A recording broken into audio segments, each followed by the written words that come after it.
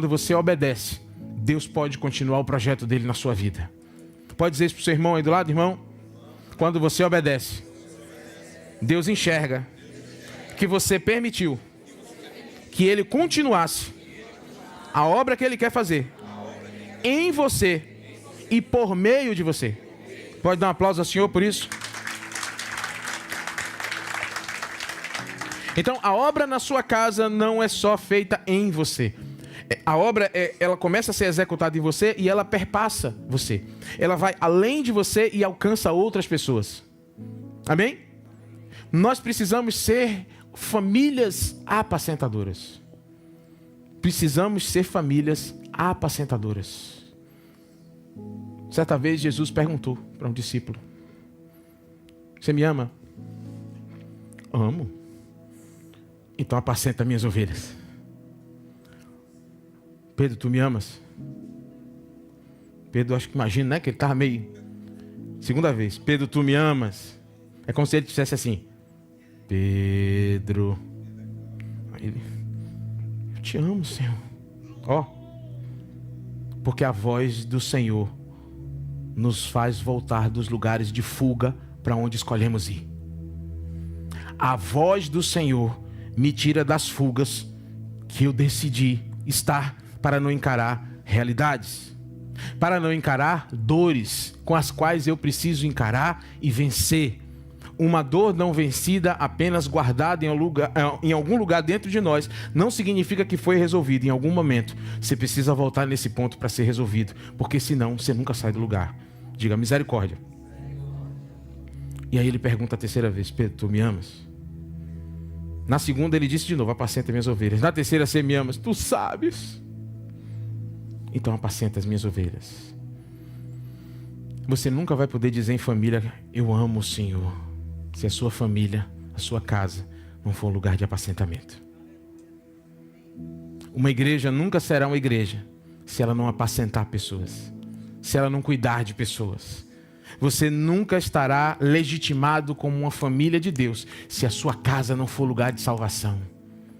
Se a sua casa não for lugar onde as pessoas são cuidadas. Porque uma prova clara para Deus de que nós o amamos é que temos a disposição, a disponibilidade no meio da correria de cuidar de gente. Isso é igreja. Então a responsabilidade do pastor...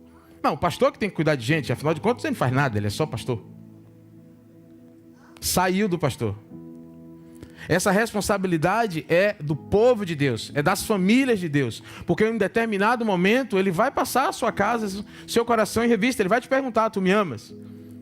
E aí se você disser amo, mas não estiver apacentando, não estiver edificado na fé da palavra, ele vai dizer seu nome de novo, vai dizer Jorge. Pensa aí comigo. E nós precisamos ser aprovados pelo Senhor. Amém? Glória a Deus. Uma outra palavra que eu queria que você fixasse no seu coração, muito importante, Mateus capítulo 22, versículo 34. Nós falamos muito aqui na igreja sobre sermos um povo piedoso, uma igreja piedosa. Inclusive essa é a palavra do ano para a igreja sob joelhos, uma igreja piedosa. E ser piedoso é valorizar aquilo que Deus valoriza. Ser piedoso é ser cheio daquilo que Deus falou. É priorizar o que Deus prioriza. Diga comigo: priorizar o que Deus prioriza. Irmão, se você conseguir abraçar essa verdade e começar a buscar praticar, priorizar o que Deus prioriza, a sua vida vai mudar diametralmente. Você terá um impacto incrível na sua vida comum, na sua vida ordinária, não importa a idade que você tenha. Porque a palavra precisa se cumprir. Então, Mateus 22, versículo 34, vamos ler juntos, diz assim: ao ouvirem dizer que Jesus havia deixado os saduceus sem resposta, os fariseus se reuniram. Um deles, perito na lei, o pôs à prova com esta pergunta: mestre, qual é o maior mandamento da lei? Jesus respondeu: ame ao Senhor, o seu Deus, com todo o seu coração, com toda a sua alma e com todo o seu entendimento. Esse é o primeiro e maior mandamento. Está claro para você isso aí? Qual é o maior mandamento? Amar a Deus sobre todas as coisas. O segundo é semelhante a ele. Ame o seu próximo como... Aí agora pegou. Sim ou não? Porque todo mundo identifica rapidinho. Amar a Deus. Porque você diz assim, ó, eu amo a Deus por quê? Porque Deus nunca me fez nada de mal. Mas amar ao próximo é tão importante quanto o maior mandamento. Uma família que entendeu que ela foi chamada para cuidar de gente, ela vai entender que ela precisa guardar primeiro os princípios e cuidar uns dos outros dentro de casa. E quando ela entende isso, Deus se sente amado acima de todas as coisas. Porque eu e vocês, a verdade é que nós só somos capazes de amar em família como reflexo do amor que sentimos por Deus. O contrário disso tem um prazo de validade muito curto. Parece que a gente consegue, mas o prazo é curto. Então, quando eu amo a Deus sobre todas as coisas, eu caminho para o segundo passo, que é amar as pessoas. Eu preciso amar as pessoas. Família é amar apesar dos erros. Família é amar apesar das limitações. Família é amar com o amor de Deus. E eu preciso exercer a minha fé em cima disso. Eu preciso colocar o meu coração em cima disso. Eu preciso me desenvolver na fé nessa palavra que foi colocada sobre o meu coração. Você pode dizer amém? Amém. Uma família edificada pelo exercício da fé torna-se um altar de adoração a Deus. E esse é um dos pontos importantes. O que eu estou me tornando quando eu exerço fé dentro da minha casa, dentro da minha família. Porque caminhar em fé me faz crescer. E quando eu cresço, eu me torno uma coisa que eu não era, ou que eu não seria capaz de desenvolver se Deus não estivesse na jogada. Se a minha obediência não ativasse aquilo que Deus quer investir na minha vida. Amém? Então você está diretamente ligado ao seu crescimento pessoal. Você está diretamente ligado ao crescimento da sua família. Semana passada lemos um versículo duro aqui, que diz que há pessoas que só atrapalham a família. E essas pessoas que atrapalham a família vão colher vento. Diga misericórdia. Não vou nem te dar referência. Não precisa, eu quero que você foque o seu olhar na fé. Eu não quero que você perca a fé. Mas você precisa entender que existem as coisas no mundo todo que tem uma forma como você vê e tem uma forma como Deus vê. E você precisa deixar de lado o jeito como você vê, o que você acha, o que você gosta, como você quer, do seu jeitinho, deixar de lado de forma inteligente e botar o óculos de Deus, a lente de Deus, o paradigma de Deus e começar a enxergar as coisas como Deus enxerga. Porque a bênção para sua casa está em trilhar aquilo da forma como Deus vê. Se eu continuar caminhando na minha casa da forma que eu acho, não dá certo. A gente se frustra. A gente perde o testemunho. A gente perde o fôlego na jornada. Mas quando eu estou repetindo aquilo que eu estou vendo em Deus, isso é uma vida em adoração. Amém? Você já ouviu falar? Minha vida nós temos que ter uma vida em adoração. O que é uma vida em adoração? Pensa um pouquinho comigo. Adoração é reflexo do que eu vejo. Louvor, pulo, saltos, expressão em reconhecimento a Ele. Ele é digno de todo louvor.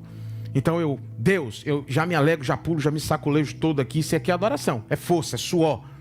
Não tem adoração quietinha, ou não tem louvor quieto. Tem adoração quieta, mas louvor quieto não, biblicamente não. Louvor precisa ter agito, balanço, suor, entrega de energia, entrega de força, louvor. Mas a adoração é cair, prostrado. É um reflexo do que eu vejo. Então, uma vida em adoração dentro da minha casa é que a minha família vive olhando para Deus. E quando eu vejo Ele, eu caio prostrado aos seus pés e digo, vou obedecer a tudo. Vou me arrepender. Tem jeito de olhar para Deus e dizer, não vou me arrepender?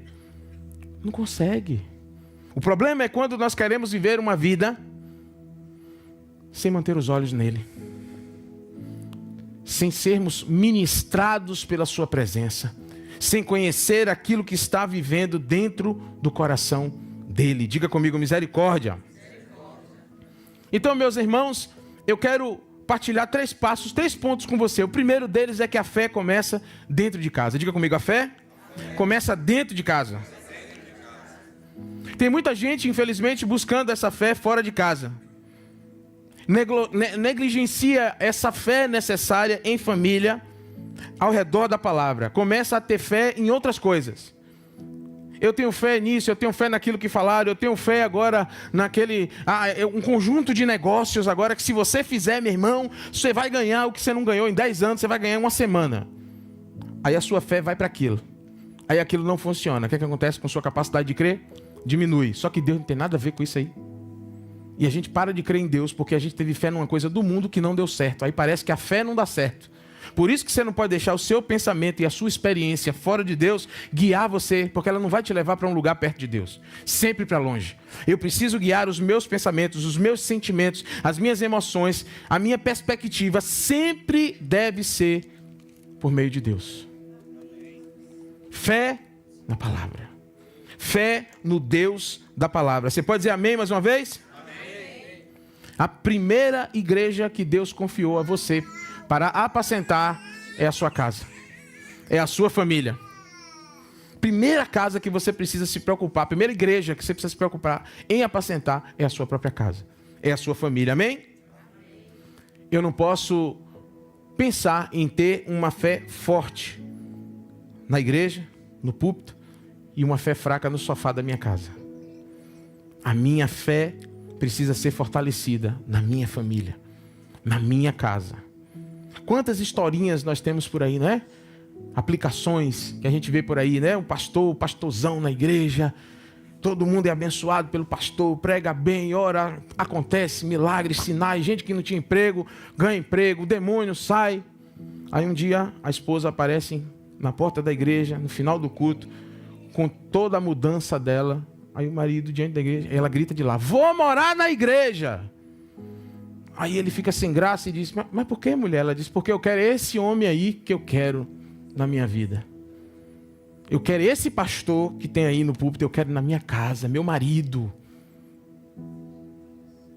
É uma aplicação interessante para pensar, para os pastores, né? Mas isso é compartilhado com todos nós. Você não pode ser uma pessoa na igreja e outra em casa. Você não pode ser uma bênção na igreja e um terror em casa. Nós temos a tendência em tratar o estranho muito mais educadamente do que as pessoas com quem temos relacionamento em uma aliança de amor. É muito mais difícil você responder, retrucar dentro da igreja com alguém como você faz dentro de casa. Isso é um desafio que ninguém escapa. Então hoje eu preciso trazer à memória essa verdade de que a fé começa dentro da minha casa, porque Hebreus 11:6 está escrito que sem fé é impossível agradar a Deus. Preciso agradar a Deus exercendo fé. Não tem outra forma. Preciso crescer em fé. Você precisa se pressionar com essa palavra. Você precisa se vestir aqui com Hebreus 11:6. Dá para colocar aqui? Hebreus 11:6. Preciso mastigar isso. Sem fé é impossível agradar a Deus, pois quem dele se aproxima precisa crer que ele existe e que recompensa aqueles que o buscam. Então, para eu crescer em fé dentro de casa, eu preciso buscar a Deus dentro de casa. Não venha para a igreja fazer o que você não faz em casa. Comece em casa. O culto começa em casa. A pregação do pastor começa. A pregação dos servos, dos homens de Deus, das mulheres de Deus dentro da igreja, começa onde? Em casa. O perdão começa. Diga assim comigo. Ui. Estreitou, irmão? Não? Estreitou. Senti falta disso a semana passada. Então, a fé começa dentro de casa. Eu fosse você, eu anotava esse versículo, hein? Vai anotando os versículos aí para você aplicar na sua casa. Estou te dando aí o mapa para você ter uma família cheia de fé. Segundo ponto é, uma casa deve ser governada pela fé. Amém? Vamos abrir no Salmo 101. Salmo 101, do verso 1 ao verso 8. Eu ia pregar só sobre esse salmo, mas aí Deus me colocou os outros versículos e eu comecei por eles. Mas esse salmo é muito, muito importante. É um salmo de Davi. Presta atenção comigo. Cantarei a tua lealdade e justiça a ti, Senhor. Cantarei louvores. Já fizemos isso aqui hoje? Vamos fazer ainda. A gente vai gastar hoje misa aí a turma até...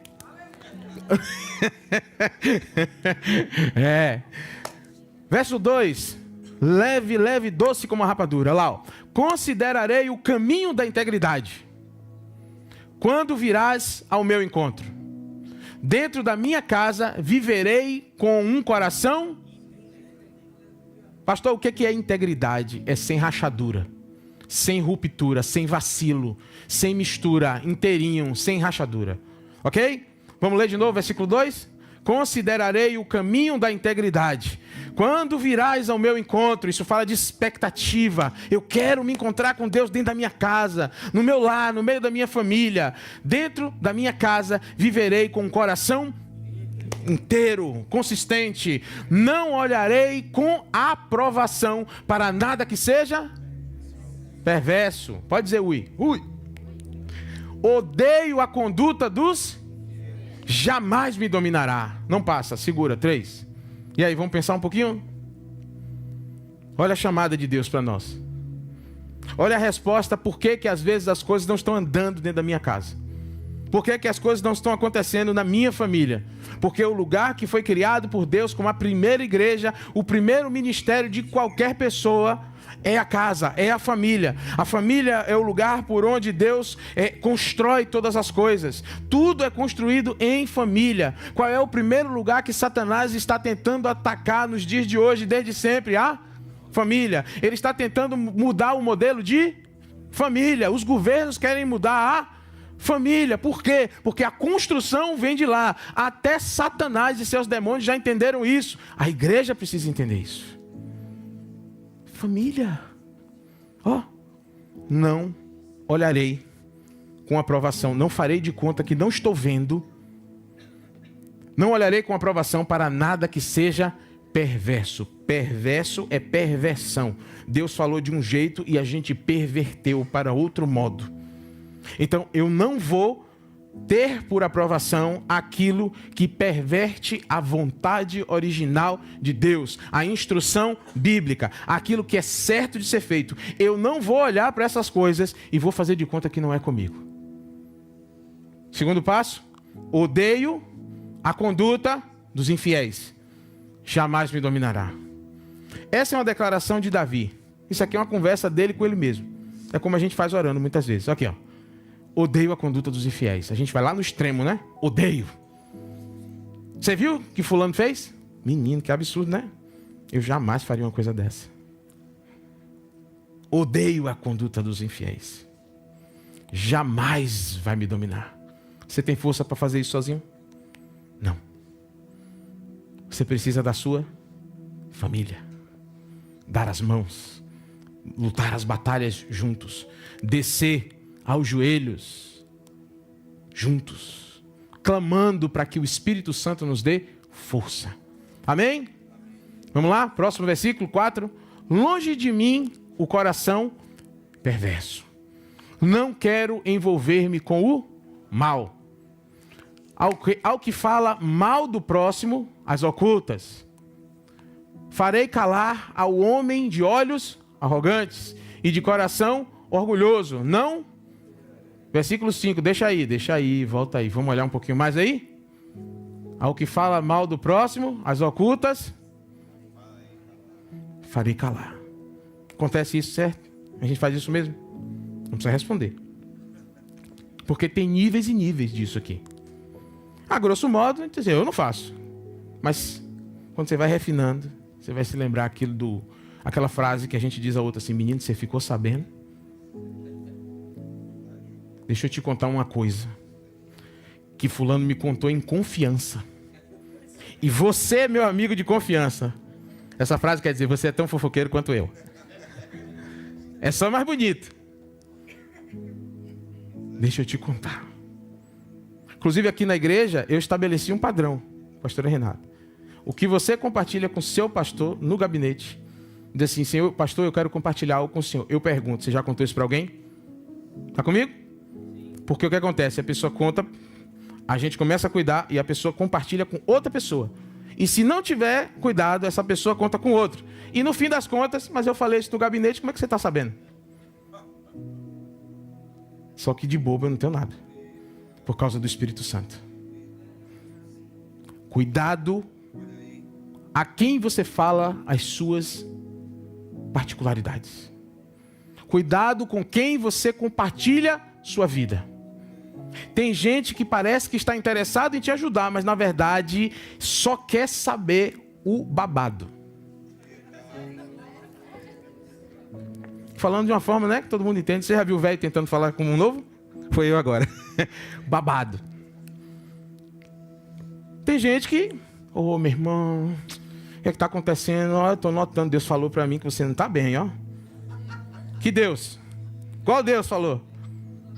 O Deus da curiosidade fofoqueira. Tem gente que é sincera. Cuidado. Isso está na sua mão, não está na mão de quem te pergunta. Não está na mão de quem vai atrás de você querendo saber da sua vida.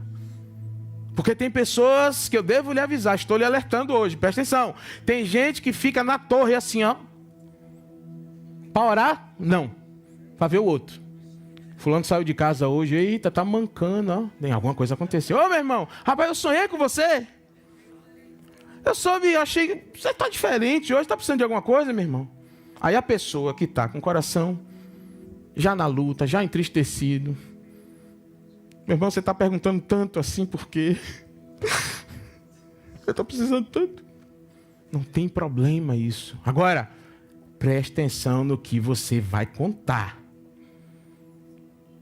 E eu aqui não estou levantando a bandeira de que não se confia em ninguém. Eu estou te dizendo que é um fundamento desta casa. Você precisa desenvolver relacionamento com as pessoas. Você precisa ter a confiança, mas você precisa se dar em confiança. Você precisa conhecer, ter relacionamento, porque a confiança vem de relacionamento, não vem de uma pergunta bem elaborada.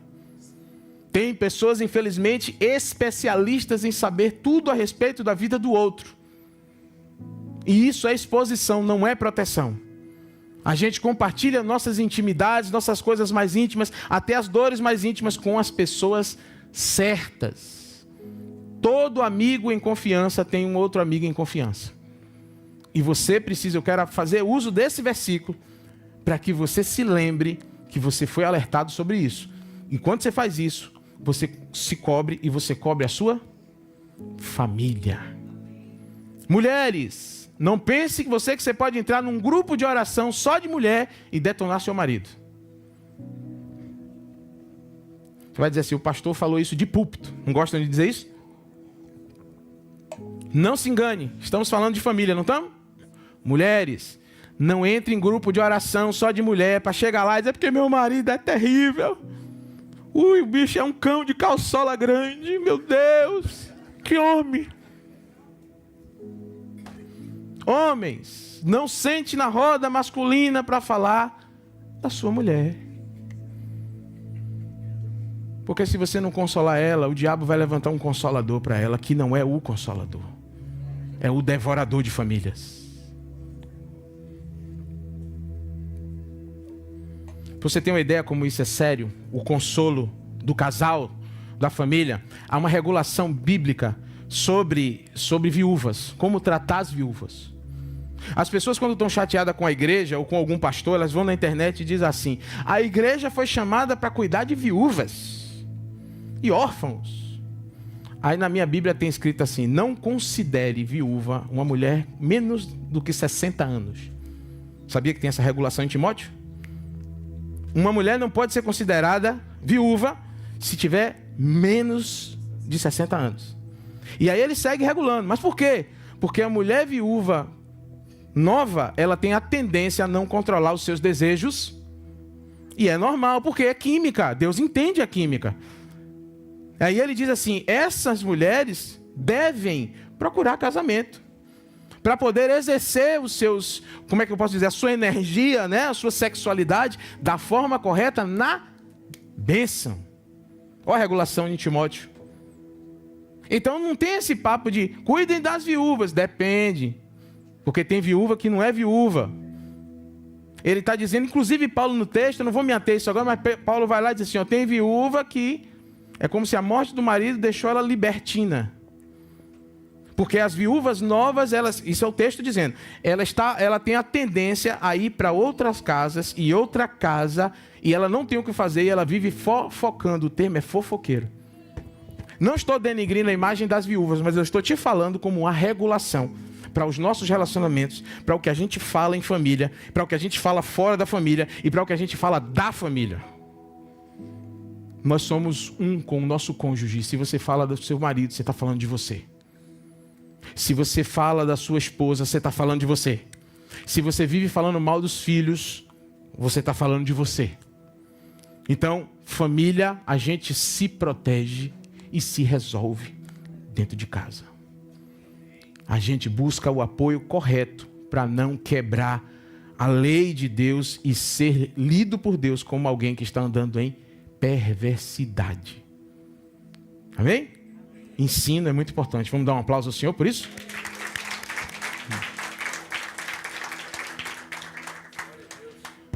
Versículo 5, mais uma vez. Ao que fala mal do próximo, as ocultas farei. Ao homem de olhos arrogantes e de coração orgulhoso, não quero papo. 6. Os meus olhos aprovarão os fiéis da terra, para que estes habitem. A minha amizade é com quem? Com fiel, irmão. Peraí, pastor, mas e o povo do mundo, então, não tem uma amizade? Você conhece todo mundo, você conversa com quem você quiser. Mas a amizade, relacionamento, intimidade, é fiel com fiel. Amém? Você precisa fazer uma escolha. Tem coisas na Bíblia, irmão, que, pastor, a gente quer aliviar.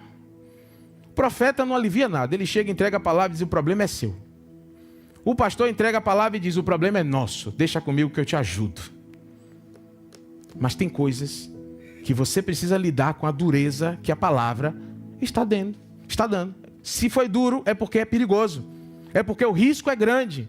Então a gente precisa parar de tirar de colocar esse rosa para obedecer uma coisa que está clara na palavra. Obedecer é obedecer. É duro, nem sempre é fácil, é difícil, mas é uma expressão do amor de Deus, porque Deus corrige a quem? Não estou inventando nada. Eu estou só aqui repartindo com você a compreensão dos textos e do amor de Deus pela sua casa, pela sua família. Porque a sua família precisa ser governada pela fé nessas coisas que Deus está nos dando. Versículo 6. Os meus olhos aprovarão os fiéis da terra, para que esses habitem comigo. Aquele que caminha com integridade é o que me servirá. 7. Quem pratica a fraude não habitará na minha casa. Quem fala com falsidade não permanecerá na minha presença. Cada manhã farei calar todos os ímpios dessa terra. Eliminarei todos os malfeitores da cidade do Senhor. Ouve. Não, aí já mudou, já foi. Aí ele segue orando. Mas perceba como esse texto finaliza. Minha tarefa diária será acabar com os perversos e expulsar da cidade do Senhor os que praticam o mal. Essa cidade do Senhor é o seu coração. Essa cidade do Senhor é tua casa. Já falei 1000 vezes, quem senta na tua mesa? Quem é? Não é qualquer pessoa. Comunhão, educação, todo mundo. Mas intimidade, entrelace. Minha mesa, não é todo mundo que pode sentar. E eu não estou ensinando aqui algo antibíblico. Porque é de não observar essas coisas que as pessoas estão por aí falando mal da igreja. A igreja é um lugar de fofoca. Não é não. Não é lugar de fofoca não. A fofoca acontece porque não se observa a palavra. A fé na palavra me leva a praticar o que está sendo ensinado a mim, a minha casa, a minha família. Isso aqui é um regulador de emoções. É uma decisão no coração. Meu irmão, olha que coisa impressionante. versículo 6, eu vou ler na NVT aqui. Irei à procura dos fiéis para conviverem comigo. Olha aí, é uma decisão, é um sacrifício. É uma escolha. Eu vou atrás de gente fiel. Eu não quero andar com gente infiel. Eu não quero andar com gente que anda falando de gente que não está aqui para se defender. Não quero. Pode ser a melhor pessoa, pode ser a pessoa boazinha, pode ser ótima pessoa, mas vive falando de gente que não está aqui para se defender, mas vive falando contra a autoridade, mas vive falando errado sobre tudo. Ninguém presta, ninguém é bom para ele. Vou no médico, o médico é ruim. Fui no advogado, o advogado não presta. Fui na padaria, a pessoa me serviu ruim. Ah, meu Deus, que serviço péssimo. Vou comprar um sapato. Ah, que mulher lerda, meu Deus, para trazer esse sapato. Entro na igreja, meu Deus, que agonia, que isso, o som tá alto, a luz tá piscando. Ah, eu não gosto desse pastor, se eu soubesse que era ele hoje, eu não vinha. E quem vai tocar hoje? Quem vai tocar hoje? Fulano? Ah, eu vou. Você sabia que tem crente que vem na hora da palavra para não ser ministrado por quem está no altar? Tem. E o pai está on. Uma vez, 2, 3, acabou o louvor, entra.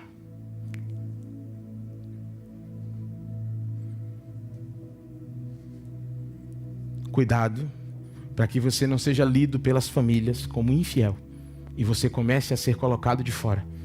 Para que depois você não fique desequilibrado emocionalmente, dizendo, estão me excluindo dentro da... Só que a igreja é uma comunidade de gente fiel. Tá claro? Todo mundo me ouviu? Tá regulado isso aqui? Isso é segurança para sua família. Ó, irmão, Salmo 101 para você. Vamos dar uma lida aqui? Ah, mas tudo bem, vou te ouvir pela última vez. Depois nós vamos orar e não me venha com essa ladainha de novo. Ah, mas é porque fulano, procure fulano. Você pergunta assim, você tomou ceia mês passado? Tomei. Você está com esse problema há quanto tempo? 3 meses. Então você não está indo para EBD, né? Porque lá a gente aprende que está regulado lá, que para participar da ceia, você deve ir antes ao irmão que você tem problema e resolver. Tá vendo? Eu preciso ir para EBD, para aprender a Bíblia. Para aplicar na minha vida. Porque às vezes a minha família está na prova. Mas não é Deus que está apertando, nem o diabo. Às vezes você diz assim, meu Deus, o diabo está acabando comigo. O diabo diz, como é? Eu? Tudo eu. Você que está fazendo isso. Quem está perverso é você. Você que está pervertindo a lei. Eu só estou me aproveitando. Deus tem um trabalho, o diabo tem um dele. O trabalho dele é perturbar. E o trabalho dos filhos de Deus é desfazer as obras do inimigo. Para viver como testemunhas de Cristo. Pode dar um aplauso ao Senhor por isso? Anote isso no seu coração. Então, a fé doméstica é visível nos pequenos comportamentos, como a gente viu no verso 5, integridade no falar, a escolha de boas influências, versículo 6 que a gente leu, a rejeição do engano e do orgulho, versículo 7. O culto que Deus aceita começa com caráter, e caráter se afere com fogo. Caráter não se afere com carinho. Ah, deixa eu te dizer. Fala mal dos outros, não. Fofoquinha bonita, hein? Faz mais não. Irmão, você não vai parar, não? Tem vergonha nessa cara, não? E essa barba bonita aí é pra quê? Irmão, você tem esse cabelo branco aí. Você acha que cabelo branco é respeitado sem caráter, sem atitude? Não. A minha Bíblia está dizendo que eu tenho que honrar os idosos, os mais velhos. Mas se liga, idoso, tem que ter caráter.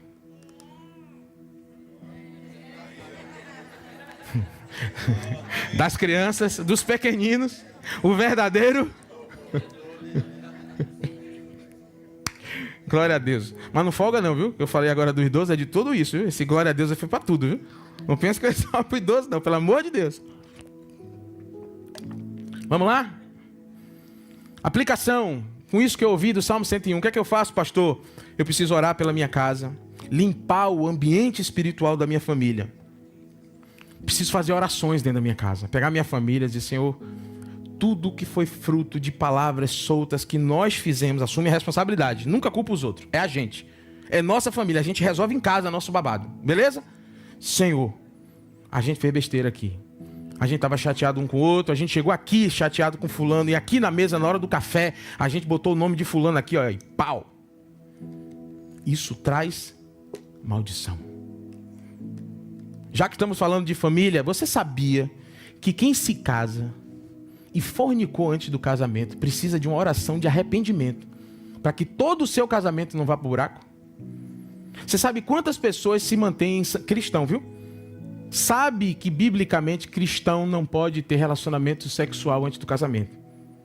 Vou entrar nessa aqui agora. Vou entrar e vou sair rápido. Estou falando de Bíblia. Não pode. Não tem conversa. Não tem meio termo. Pastor, me converti agora e já tenho vida. Vou te ajudar. Vamos criar estratégia para você não fornicar até casar. Porque, mas eu já fazia e agora que eu me converti. Vamos limpar esse negócio aí. Porque se você continuar fazendo até o dia do casamento, você está acumulando maldição para quando você casar, você casa com as costas pesadas. A mochila do pecado está agarrada em você. Você sabe quantos casais cristãos namoram limpo? Quando chega no noivado, está abafado, né? Já noivei. Mas estava noivo, pô. Aí casa. Sabe o que acontece? Esse buraco está aberto diante dos olhos de... Você acha que Deus esqueceu? Que ele viu lá e disse, casou, eu sou o Senhor, eu vou deixar para lá. Não tem isso escrito em nenhum lugar da Bíblia. Deus não deixa nada para lá. Ele é paciente e espera que a gente volte e resolva. Então você pode ter um casamento aí de 35 anos, 40 anos, não me importa. Biblicamente, se lá atrás você cometeu e nunca fez uma oração para se desligar daquele pecado, você está sofrendo consequência disso até o dia de hoje. Diga comigo, misericórdia. Sabe o que é isso? Luz para dentro da sua casa. Você está a uma oração de distância de ter a sua vida revolucionada. Instrução clara. Então, meus irmãos, isso é um dos aspectos que nós precisamos prestar atenção. Errou. Senhor, eu quero me arrepender. Mas não dá para se arrepender assim, ó. Senhor, me perdoa porque eu cometi um monte de pecado em 1989. Depois de 2010 eu fiz mais alguns. E me perdoa por isso tudo. Ele vai dizer, problema seu. Eu quero saber, pecado tem nome. E a Bíblia que diz isso, tem nome. Eu preciso nominar o pecado. Não é que Deus se esquece, é que você precisa lembrar para se arrepender, para sentir a dor. Pecado tem que gerar dor no nosso coração. O arrependimento é doloroso. Portanto, eu não aceito aquele tipo de testemunho que a pessoa diz assim, porque eu matava, eu roubava. Qual a graça? Não, mas era no passado, pastor. Não tem graça. Tem que ter dor nisso aí, bicho. É porque eu traía minha mulher, cara. Você precisava ver, rapaz. Eu não precisava ver nada. E se você já se arrependeu, você deve manter no seu coração um padrão de contrição, porque isso feriu Deus e feriu o seu cônjuge. Agora está limpo, foi perdoado, daqui para frente, beleza. Mas quando isso vem à mente, nossa, eu sou capaz. Não é que eu fui capaz, é que eu sou capaz. Mas agora eu sou uma pessoa diferente. Então, você precisa limpar a sua relação lá do início. Jovens, preste atenção. Já falei sobre isso com vocês. Segura a tua onda. Porque não adianta fazer as coisas erradas e depois dizer que só dá errado comigo, Deus não me abençoa, estou agoniado, estou com distúrbio, estou com não sei o quê. A gente respeita tudo isso, mas a decisão de se manter em santidade é sua. Precisa de ajuda? Estamos aqui para ajudar. É para isso que a gente faz com que os jovens andem juntos, de mãos dadas. Uma outra ajudou, o seu companheiro disse... É com esforço, não é fácil não. Tem que ter esforço. A gente lida com as coisas como elas realmente são. Amém? Outro ponto, fé que transforma a casa em um altar. Esse é o versículo básico da igreja sob os joelhos. Isaías 56:7. Coloca aí. Isso está escrito aqui, viu? Nos documentos dessa igreja. Quando foi registrar essa igreja, esse versículo está lá. É esse Miqueias 6. Está lá, ó. Estes eu trarei ao meu santo monte e lhe darei alegria na minha casa de... Oh, aleluia! Os seus holocaustos e demais sacrifícios serão aceitos no meu altar. Pois a minha casa será chamada casa de oração. Fé que transforma a minha casa em um altar. E aqui fala de uma aliança eterna, progressiva. Por quê? Porque você será chamado uma casa de oração para a sua família só, uma casa de oração para o seu bairro, para a sua igreja, para as pessoas que te conhecem. Não, a minha casa será chamada casa de oração para todos os povos da terra. Isso é uma aliança eterna feita com Deus. A sua casa será chamada uma casa de oração. Um lugar onde se fala com Deus, um lugar onde se respeita aquilo que Deus afirma, aquilo que Deus é. A oração que muda o ambiente da minha casa. Você quer que o ambiente da sua casa mude? Passe a orar mais tempo lá. Passe a proclamar as verdades do reino, porque famílias que oram juntas geram uma atmosfera profética. Pastor, o que é uma atmosfera profética? O profeta não fala do porvir, não fala de algo que é um conhecimento que veio a partir de Deus. Então, a atmosfera profética significa que quando nós oramos a Deus e nos envolvemos com a santidade, com os princípios, o ambiente da nossa casa está pronto para Deus vir e falar.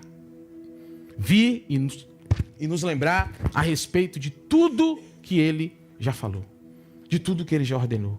A minha casa entra em proteção quando eu sou uma casa chamada oração. Amém? A fé não se mantém sem disciplina espiritual. Eu preciso de disciplina espiritual para manter a fé. E disciplina espiritual é uma coisa diferente de princípios. Presta atenção comigo. Princípio são as leis de Deus. Disciplina espiritual são as coisas que eu escolho fazer em sacrifício a Deus. Uma coisa não sobrepõe a outra. Tem gente que jejua, mas não tem princípios na sua conduta. Não respeita as coisas de Deus, não respeita as leis, não sabe nem qual é o maior mandamento de todos, que está lá em Mateus 22, 34. Mas eu jejuo. E é um problema, então, se você está jejuando. Porque há regulação para isso na Bíblia. No Antigo e no Novo Testamento. Inclusive é uma afirmação. Quando você jejua, você briga, você diz desaforo ao irmão, popó. Por quê? Porque disciplina espiritual sem princípio não se sustenta. Eu preciso seguir os princípios.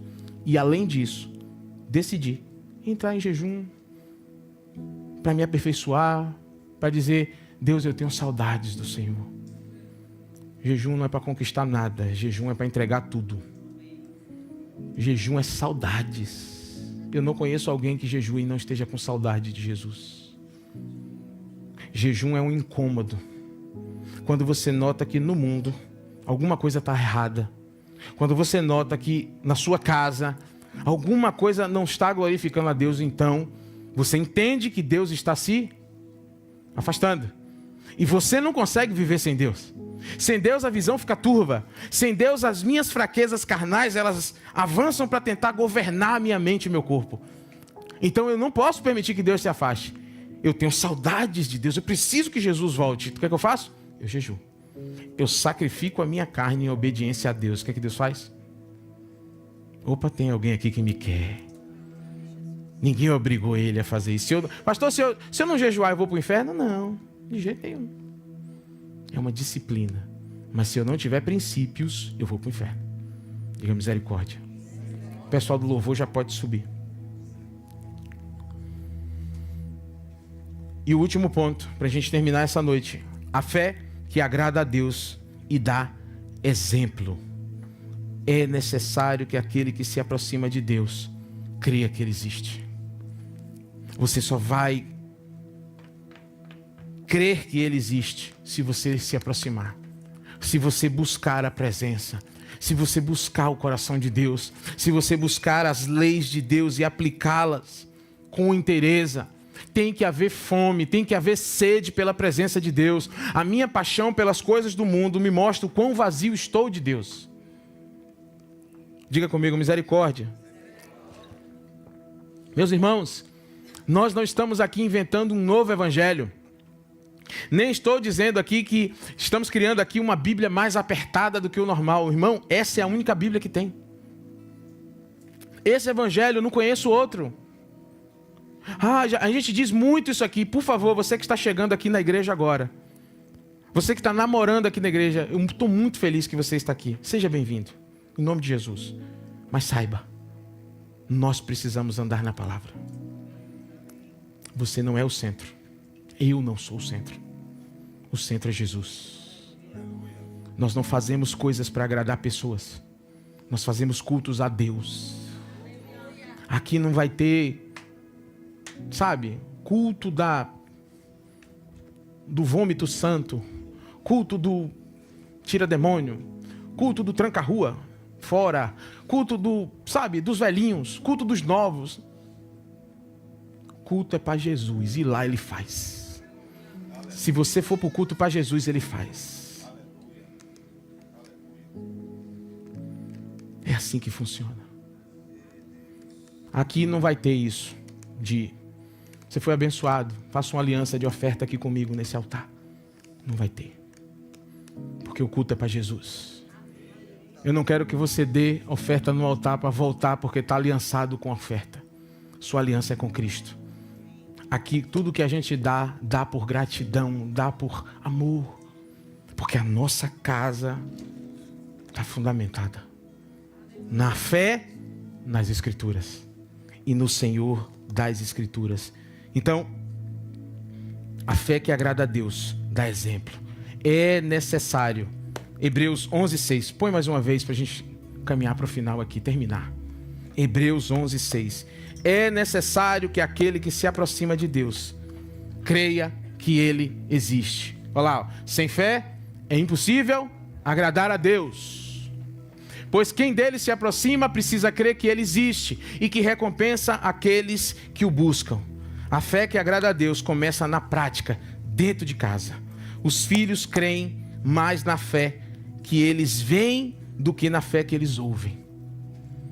Quando os nossos filhos nos veem operando em fé, aquilo entra no coração dele, muito mais do que as nossas palavras bíblicas. Amém?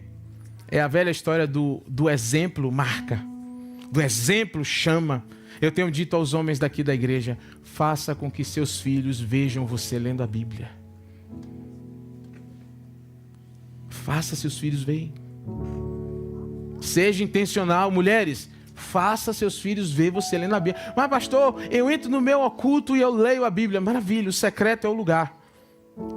Lá no lugar secreto, lá, né? Você e Deus, você lê a Bíblia, glórias. Faça isso, que é bíblico. Mateus 6,6. Mas eu vou te falar, seja intencional. Pegue um pedaço do secreto que você estaria lá escondido e ela não estava vendo, a família não estava vendo, os filhos não estavam vendo. Bota uma cadeira na saída do seu filho ali. Ele vai sair. Para sair, ele tem que passar por aqui. Senta, cruza a sua perna, Bíblia aberta.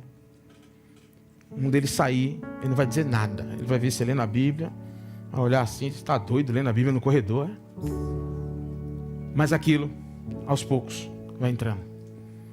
Deixa eu te falar, eu não estou te falando de algo que eu domino. Eu estou falando de algo que é um desafio. Mas o exemplo é muito melhor do que as palavras vazias. Você pode se colocar de pé nessa noite pela sua casa, pela sua família. Famílias edificadas pela fé. A verdadeira fé é relacional, é visível, é inspiradora. Deus quer mexer com a sua história, mexer com a sua vida. E hoje é dia de restaurar a sua casa. Hoje é dia de aperfeiçoar a jornada da sua família. Hoje é dia para que a gente quebre as coisas que estavam soltas dentro de casa. Palavras que foram liberadas em momentos de chateação ou até em momentos de desatenção. Coisas que sujaram o ambiente espiritual da sua casa. Que liberaram a entrada de coisas que não eram para estar lá. É nessa noite que nós vamos orar nesse específico. Eu e a minha casa serviremos ao Senhor. Diga comigo, eu e a minha casa serviremos ao Senhor. Vamos atualizar isso, praticamente, botar assim atualizar não, colocar prática na minha vida. Diga, eu e a minha casa hoje estou decidido a servir ao Senhor, em nome de Jesus. Amém? Feche os seus olhos, vamos adorar ao Senhor. Vamos encher o nosso coração com essa palavra, palavra de resgate, palavra de conhecimento, conhecimento de Deus, palavra para regular o nosso caráter, para nos chamar para dentro da bênção, para dentro da glória, para o relacionamento íntimo e pessoal com Deus. Em nome de Jesus, em nome de Jesus, a sua casa será transformada num lugar da habitação de Deus, um monte santo, onde Deus renova as alianças, onde Deus renova os pactos. Todo mundo que se aproximar da sua casa será apacentado, será cuidado, porque o apacentamento da igreja começa em casa. Em nome de Jesus, em nome de Jesus, em nome de Jesus. Faça a sua oração agora pela sua família. Vamos lá. Minha casa em ti edifiquei, estou seguro, em ti eu vencerei. Aleluia! Minha casa em ti edifiquei. Declare. Estou seguro. Aleluia! Em ti eu vencerei. Minha casa. Minha casa em ti edifiquei. Estou seguro. Em ti eu. Minha casa. Minha casa em ti edifiquei. Estou seguro, em ti eu Aleluia! vencerei. Diga, Cristo, que isso é o meu fundamento. Declare, igreja Hilário de Freitas. Sobre a rocha eu quero estar, nele eu estarei seguro. Eu posso me alegrar, minha fé está em Cristo. Nunca me desamparou, fiel em todo tempo. Ele nunca falhou, jamais. Ele não falha. Jamais, jamais falhará, nunca falhou. Diga jamais, jamais. Cante bem forte. Jamais, jamais falhará, nunca falhará.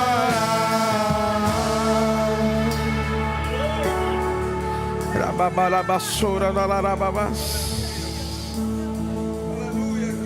Nós te entregamos a nossa casa, Senhor, os nossos filhos. Firmado nele estou. Ele é a minha rocha, que nunca me deixou. Minha fé está em Cristo. Firmado nele estou. Ele é a minha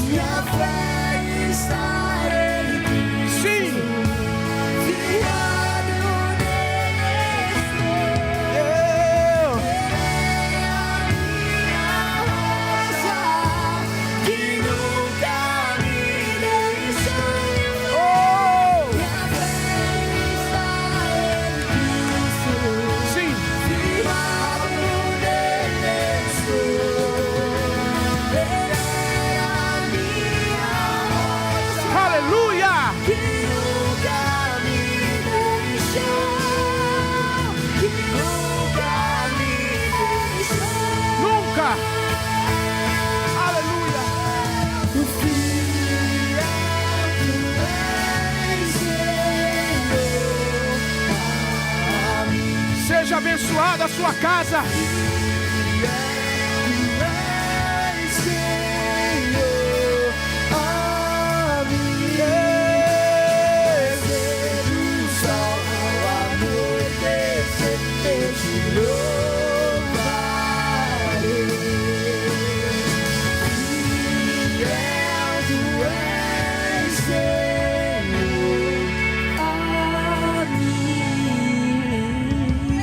Eu quero orar por você, pela sua casa, sua família. Você que tem uma aliança com Deus. Você que está consciente de sua casa, tem uma aliança com Deus.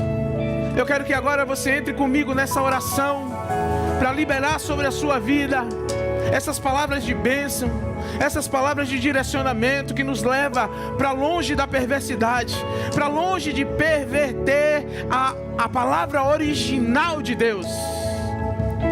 Senhor, nessa noite eu quero orar sobre cada família aqui representada nesta noite. Senhor, as palavras que foram liberadas sobre cada família aqui presente, Pai, elas estão pautadas nas Escrituras, nas santas Escrituras, Pai. Nós queremos, mediante as Escrituras, não o fruto do nosso coração, ou nosso próprio entendimento, ou da nossa hermenêutica, ou exegese, nada disso, mas mediante aquilo que está claro nas Escrituras. Nós queremos liberar o fruto da palavra de Deus para a família. Eu e a minha casa servimos ao Senhor. Eu e a minha casa pertencemos ao Senhor.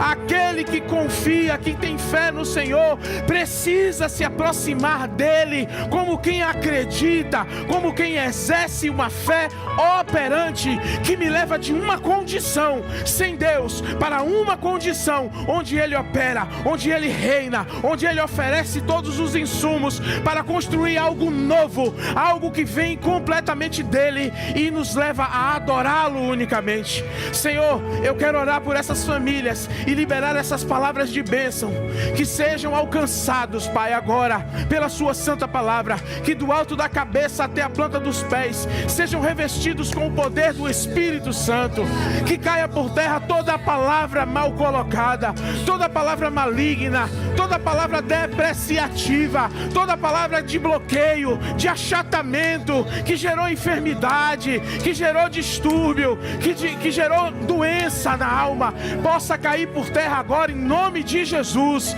porque essas famílias são suas, é o teu povo. Nós somos um povo sacerdotal, povo exclusivo do Senhor. Leva cada homem de família aqui a sacrificar a Deus por si e pela sua família, pela sua esposa, pelos seus filhos, pelo seu legado, pela sua herança. Somos um povo sacerdotal e nessa noite, Pai, eu te entrego famílias sacerdotais, famílias debaixo da bênção sacerdotal, povo exclusivo de Deus, chamado por Deus para um propósito. Que caia por terra toda enfermidade, que caia por terra toda revolta, toda ira, toda falta de perdão, que processos sejam iniciados nessa noite, porque o Senhor tem novidade de vida para cada família, para cada um daquele que crê, Pai. Pai, nós oramos isso nessa noite, não porque dominamos sobre isso, não porque na minha própria casa não há necessidade de restauração. Eu quero declarar como intercessor que eu sou o primeiro a receber restauração na minha casa, a receber a necessidade, a dependência da restauração de Cristo. Que essa restauração venha sobre o teu povo, venha sobre a tua igreja, que o Senhor cuide dos filhos, que o Senhor cuide dos pais, que o Senhor cuide da linha geracional de cada família representada nessa noite. Nós abençoamos essas vidas agora e declaramos a bênção do Senhor sobre cada família declarada aqui, em nome de Jesus. Amém, amém, amém, aleluia. Cristo é o meu fundamento. Forte o seu aplauso. Sobre a rocha eu tenho. Ei, a chore canta la basura e ararás. Estarei seguro. Eu posso me alegrar. O minha fé está